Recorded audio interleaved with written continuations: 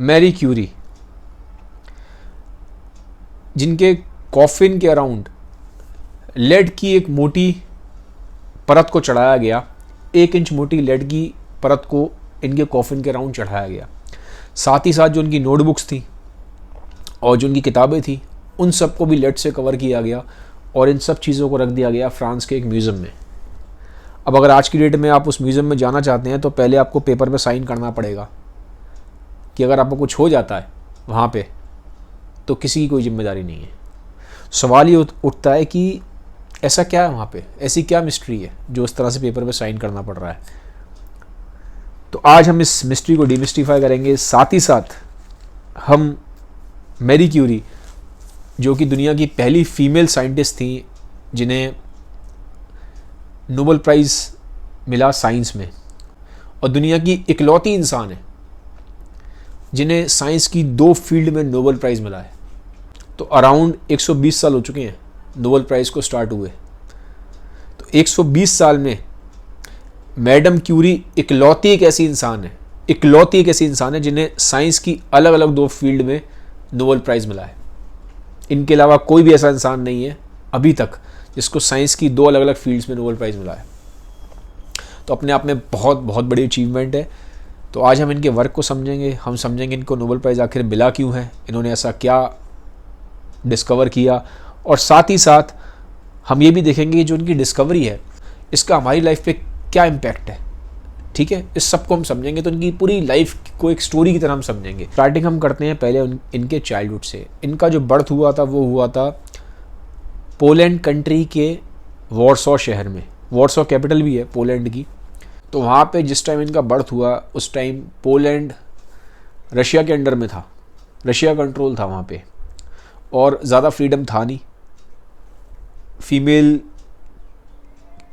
की एजुकेशन पे बहुत सारे रिस्ट्रिक्शन थे, और साथ ही साथ जो टीचर्स थे और प्रोफेसर्स थे उनकी फाइनेंशियल कंडीशन बहुत अच्छी नहीं थी। इनके पेरेंट्स मैरी क्यूरी के बहुत इंटेलिजेंट थे, दोनों ही प्रोफेसर थे, बट जैसे मैंने बोला कि जो फाइनेंशियल कंडीशन बहुत अच्छी नहीं थी और फीमेल्स को ज़्यादा एजुकेशन के लिए फ्रीडम नहीं थी, तो मोस्टली जो इनकी पढ़ाई हुई है वो एक तरीके से सेल्फ स्टडी हुई, क्योंकि इनके फादर ने घर पे इनके लिए एक छोटी सी लैब खोल दी थी। तो वहाँ से इनके अंदर ना बचपन से ही एक साइंस की तरफ क्यूरोसिटी जागना स्टार्ट हो गई। फिर कुछ टाइम बाद, क्योंकि एक लेवल तक आप सेल्फ स्टडी कर सकते हो, आपको फिर बाद में गाइडेंस की ज़रूरत होती है। तो वहाँ पे क्या था उस टाइम पे, कुछ ना एक सीक्रेट यूनिवर्सिटीज़ चलती थी कि मान लीजिए जैसे कि एक खंडर है। अब उस खंडर में क्या होगा, जो पोलैंड के बेस्ट माइंड्स हैं, जो बेस्ट उस टाइम पे साइंटिस्ट थे, टीचर्स थे, वो आके सीक्रेटली हफ्ते में 2 दिन पढ़ाते थे। लेकिन होता सब सीक्रेटली था, क्योंकि अगर रशियन एडमिनिस्ट्रेशन को मालूम पड़ गया तो बहुत दिक्कत हो जाती। ठीक है, तो इस तरह से सीक्रेट यूनिवर्सिटी चलती थी। उन सीक्रेट यूनिवर्सिटी में पढ़ाई करी मैरी क्यूरी ने। अब कुछ टाइम बाद इनकी मदर की और इनकी बड़ी सिस्टर की एक बीमारी के चलते डेथ हो गई। तो इन्होंने लिखा है अपनी किताब में कि ये उनकी लाइफ का फर्स्ट ग्रेट सॉरो था, first great sorrow of my life, ये इन्होंने अपनी बुक में लिखा है। ठीक है, तो काफ़ी लंबे टाइम तक ये उदास रही उस चीज़ की वजह से, क्योंकि एक बहुत बड़ा एक इमोशनल सेटबैक था। अराउंड 5 साल लगे इनको अपनी मदर की डेथ से कोप अप करने में। और जब इनके फादर ने देखा ये काफ़ी परेशान रहती, इनके एक रिलेटिव के पास भेज दिया। वो रिलेटिव इनके कंट्री साइड में रहते थे। ठीक है, थोड़ा शहर के बाहर का एरिया होता है जहाँ पे नेचर बहुत अच्छा था। तो जब ये नेचर में गई तो इससे इन्हें काफ़ी एक तरह का हीलिंग महसूस हुई। और ये चीज़ आप बार बार देखेंगे जितना मैं पढ़ता हूँ ग्रेट लोगों को, कि लाइफ में उनके जब भी कुछ एक इमोशनल एक सेटबैक आया, जब भी कुछ वो सैड हुए, तो नेचर ने उनको बहुत हील किया है। तो ये चीज़ बार बार देखी गई है। मैंने कहीं ग्रेट लोगों को पढ़ा तो सब में मैंने ये एक रिकरेंट थीम देखी है कि नेचर एक तरह का हीलर का काम करता है। ठीक है, फिर ये वापस आती हैं। अब वापस आती है तो उन्हें महसूस होता है कि अब मुझे हायर स्टडीज़ के लिए मुझे फ्रांस जाना पड़ेगा, क्योंकि जो मेन साइंटिफिक डेवलपमेंट हो रही थी, टेक्नोलॉजिकल डेवलपमेंट हो रही थी, वो फ्रांस में हो रही थी। ये पोलैंड तो ऑलरेडी रशिया के कब्जे में था, तो जब कोई कंट्री किसी दूसरी कंट्री के अंडर होता है तो वहाँ उतनी डेवलपमेंट अब कर नहीं पाते। तो उन्होंने बोला कि अब मैं फ्रांस जाऊँगी। तो उन्होंने अपनी सिस्टर के साथ डिसाइड किया। सिस्टर भी इनकी बहुत इंटेलिजेंट थी। सिस्टर, एक जो उनकी बड़ी सिस्टर थी, उन्होंने बोला एक काम करते हैं कि पहले मैं चली जाती हूँ कि फाइनेंशियल कंडीशन अच्छी नहीं थी घर की, ठीक है, तो मैं वहाँ पे जाके पहले अपनी डॉक्टरी की पढ़ाई करती हूँ, जब मेरी डॉक्टरी की पढ़ाई हो जाएगी तो मैं तुम्हें बुला लूँगी। तो ये एग्री हो जाती है, ठीक है। तो बड़ी सिस्टर की चली जाती है मेडिकल की पढ़ाई करने फ्रांस में। अब पीछे रह जाती हैं ये अपने फादर के साथ। अब घर चलाना था, तो ये क्या करती हैं, ये पैसे कमाने के लिए ये एक बहुत ही रिच घर में एज अ प्राइवेट ट्यूशन देना स्टार्ट कर देती हैं। तो उस तरह से ना ट्यूशन्स पढ़ा के जो अपना खर्चा है वो निकालती थी। अब इसी ड्यूरेशन में क्या होता है, इनका एक लव अफेयर हो जाता है। लेकिन जिस लड़के से लव अफेयर होता है वो बहुत रिच घराने को बिलोंग करता था, और इनकी, जैसे मैंने बोला, फाइनेंशियल कंडीशन अच्छी नहीं थी। तो जो लड़के के घर वाले थे वो एग्री नहीं हो रहे थे शादी के लिए, ठीक है। तो बहुत बार लेकिन लड़का एग्री हो भी जाता था, लेकिन फिर उसके पेरेंट्स का प्रेशर आता था, तो फिर वो कहता था मैं शादी नहीं कर पाऊंगा। तो ऐसे ही चलता रहा, कभी वो कहता था शादी करूंगा, कभी वो कहता था शादी नहीं करूंगा। बट एंड में लड़का इनको मना कर देता है कि मैं शादी नहीं कर पाऊंगा, क्योंकि जो इनकम डिफरेंसेस काफ़ी होते हैं।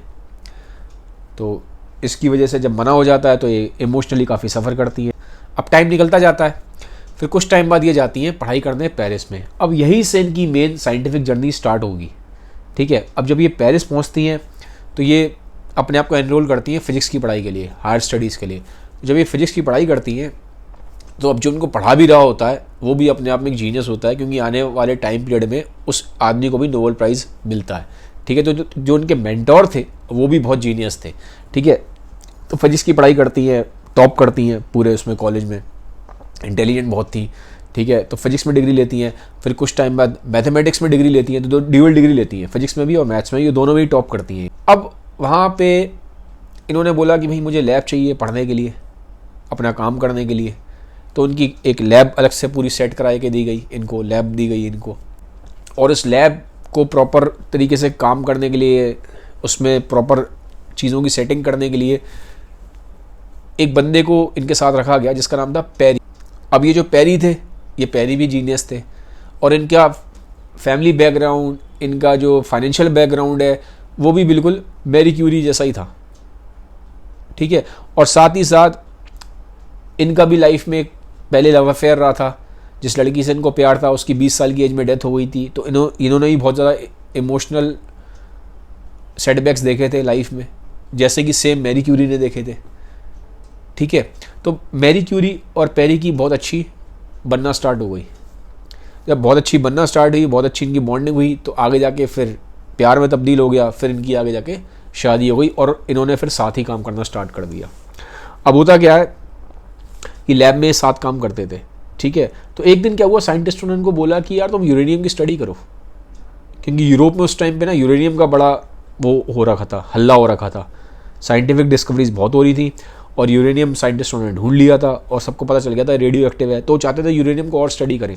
तो इनको ना एक ओर दिया गया, ओर समझ सकते हो आप, एक पत्थर दिया गया, और उनको बोला गया कि भैया तुम स्टडी करो यूरेनियम की। अब वो रेडियो एक्टिव था, वो जो इनको दिया गया था पत्थर स्टडी करने के लिए। तो स्टडी इन्हें करना था यूरेनियम का, पर इन्होंने देखा कि यार इस पत्थर में से कोई चीज़ ऐसी है जो यूरेनियम से भी ज़्यादा रेडियो एक्टिव है, और 300 गुना ज़्यादा रेडियो एक्टिव है, 300 टाइम्स मोर रेडियो एक्टिव। तो उन्होंने कहा ऐसी क्या चीज़ है, खाली यूरेनियम तो नहीं है, कुछ और भी है इसके अंदर। अब साइंटिस्टों को उस टाइम पता ही था वो था क्या। तो मैरी क्यूरी ने एक नया एलिमेंट ढूंढ लिया था। इस नए एलिमेंट का नाम था पोलोनियम। ये पोलोनियम नाम क्यों पड़ा, क्योंकि उनका जो होम टाउन था वो था पोलैंड, उसके नाम पे पोलोनियम पड़ा,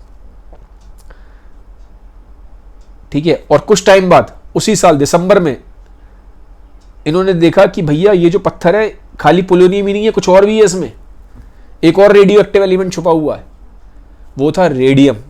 तो उन्होंने पोलोनियम और रेडियम की खोज करी, ठीक है। इसी के लिए इनको फिर नोबेल प्राइज मिला फिजिक्स में 1903 में, ठीक है। अब नोबेल प्राइज जो उनको मिला, बड़ा रेजिस्टेंस हुआ इनको नोबेल प्राइज मिलने में। नोबेल प्राइज मिल नहीं रहा था इनको इतना आसानी से, क्योंकि उस टाइम पे क्या था, फीमेल को उतनी आज़ादी थी नहीं, फीमेल साइंस की फील्ड में बहुत अंडर रिप्रेजेंटेड थी, ठीक है। तो जब हुआ क्या, जब नोबेल प्राइज के लिए नाम दिया जाने लगा, तो पहले इनके हस्बैंड का नाम दिया गया, और एक और साइंटिस्ट थे, मेल साइंटिस्ट ही थे, हेनरी, उनका नाम दिया गया। इनका नाम ही दिया गया क्योंकि ये फीमेल थी, इनका नाम नहीं था।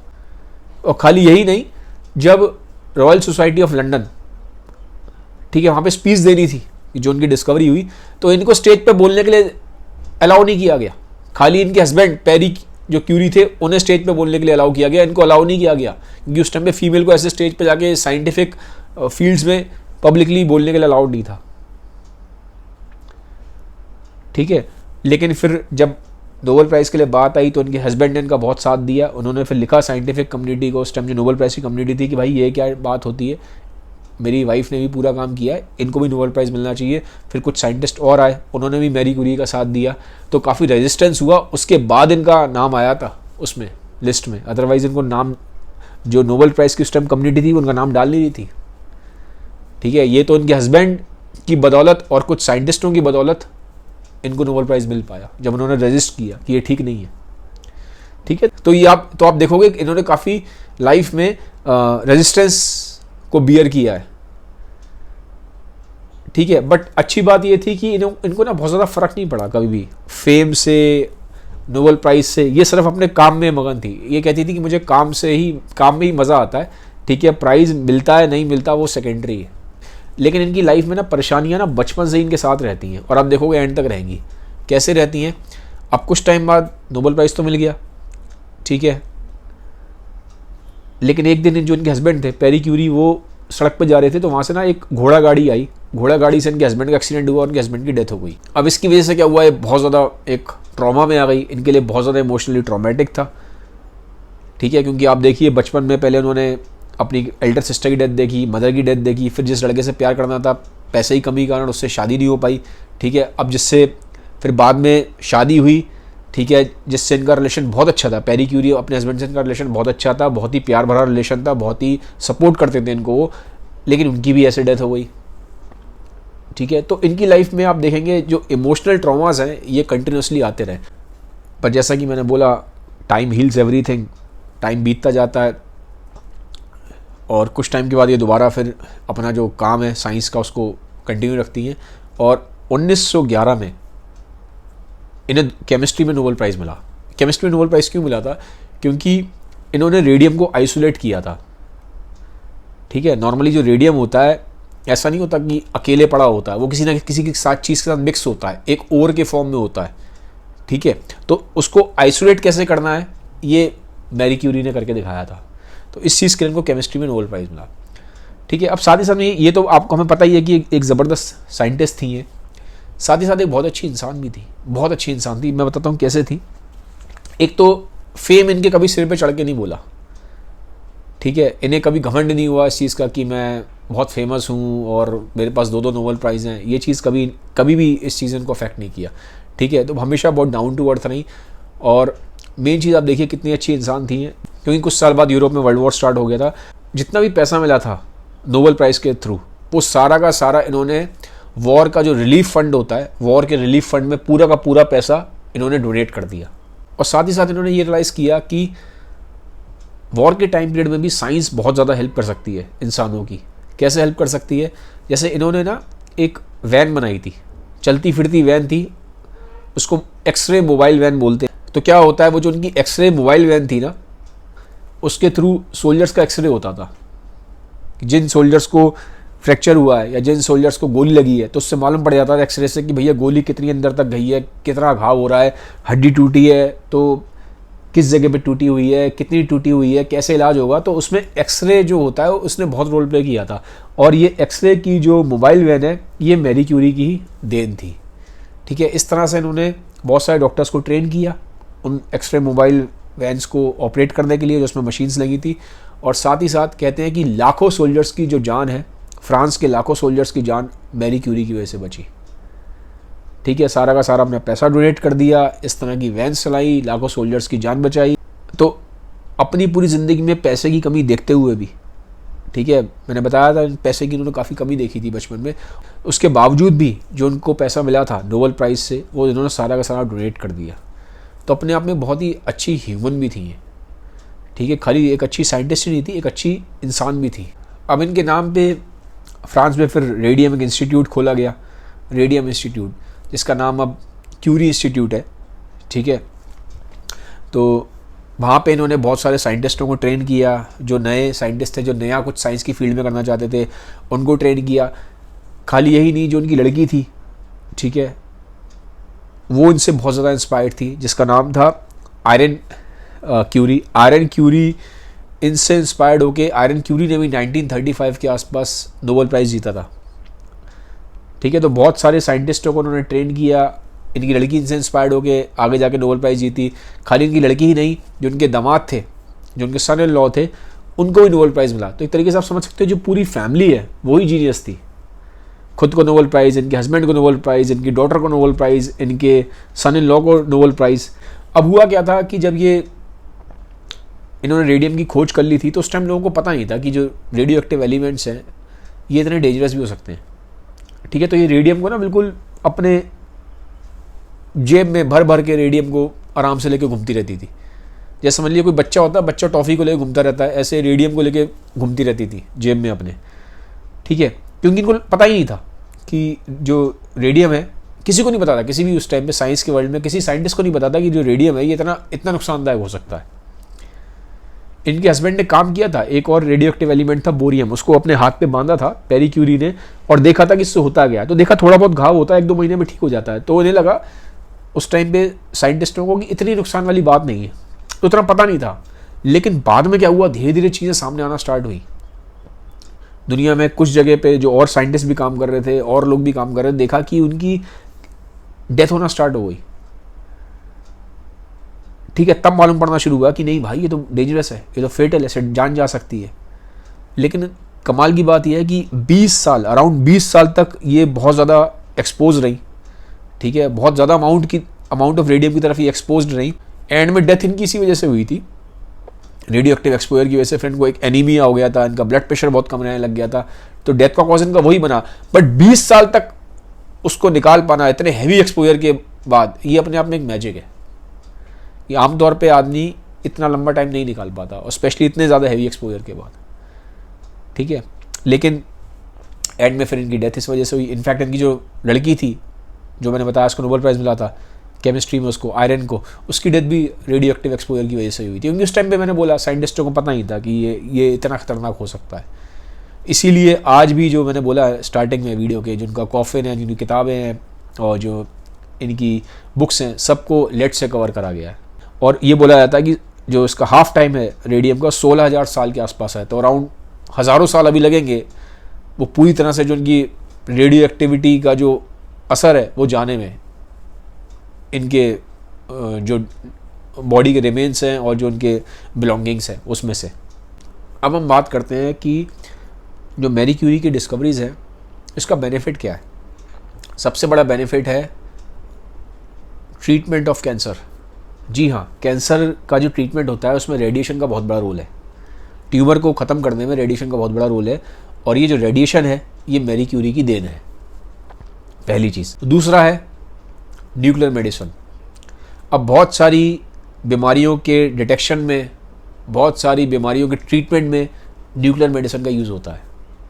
तो न्यूक्लियर मेडिसिन की जो फील्ड है ना, इसमें बहुत बड़ा कंट्रीब्यूशन है मैरी क्यूरी का।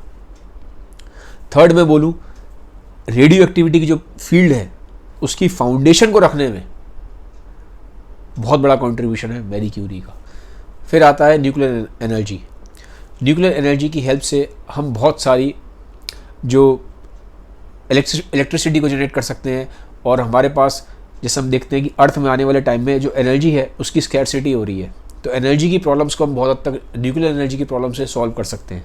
तो ओवरऑल अगर मैं बोलूँगा तो मैरी क्यूरी की जो लाइफ है वो बहुत ही ज़्यादा एक इंस्पायरिंग लाइफ है। इंस्पायरिंग एक तो सेंस में कि ऑब्वियसली एक इंसान ने अपनी लाइफ में कितना कुछ अचीव किया। मैंने बोला कि अभी तक किसी भी इंसान ने 2 अलग अलग साइंस की फील्ड में नोबेल प्राइज़ नहीं जीता है। तो एक लाइफ में 66 ईयर्स के आसपास ये ज़िंदा रही, 66 ईयर्स की लाइफ में एक आदमी कितना कुछ अचीव कर सकता है। मैरी क्यूरी उसकी एक बहुत ही एक बेमिसाल एग्जाम्पल है, पहली चीज़। दूसरा, आप ये देखिए कि एक आदमी ने लाइफ में कितना इमोशनली सफ़र किया। मदर की डेथ, डॉटर की डेथ, ठीक है। फिर जिस इंसान से शादी पहली बार जब करना चाहती थी उससे नहीं हो पाई क्योंकि पैसे की कमी थी। फिर हस्बैंड है, उसकी एक्सीडेंट में डेथ हो गई, ठीक है। तो एक आदमी कितने सारे इमोशनल सेटबैक्स को बियर कर रहा है लाइफ लॉन्ग, उसके बाद भी एक इंसान एक साइंटिफिक इतने बड़े लेवल पे पहुंच रहा है, इतनी सारी डिस्कवरीज कर रहा है। और खाली यही नहीं, साइंटिफिक डिस्कवरीज ही नहीं, ह्यूमैनिटेरियन ग्राउंड्स पे आप देखो, मैंने बोला था ना कि उन्होंने अपना सारा पैसा डोनेट कर दिया डिस्पाइट द फैक्ट कि उन्होंने लाइफ में बहुत पैसे की कमी देखी, ठीक है, उसके बाद भी उन्होंने सारा का सारा पैसा अपना डोनेट कर दिया था। और जो एक्सरे मोबाइल वैन्स चलाई जिसकी हेल्प से लाखों सोल्जर्स की उन्होंने जान बचाई। तो आप ये देखिए ह्यूमैनिटेरियन लेवल पे कितना काम किया। बहुत सारे जो साइंटिस्ट थे उनको तैयार करा आई के लिए कि वो फ्यूचर में डिस्कवरीज कर पाएँ। तो मैरी क्यूरी की जो लाइफ है वो बहुत ज़्यादा इंस्पायरिंग है और आई होप कि मैं और आप हम सब इनकी लाइफ से कुछ ना कुछ ज़रूर सीखें। तो ये था गाइस आज का वीडियो। अगर वीडियो को पसंद आया है तो उसको सबके साथ शेयर ज़रूर करिएगा। Have a nice day, bye bye, take care.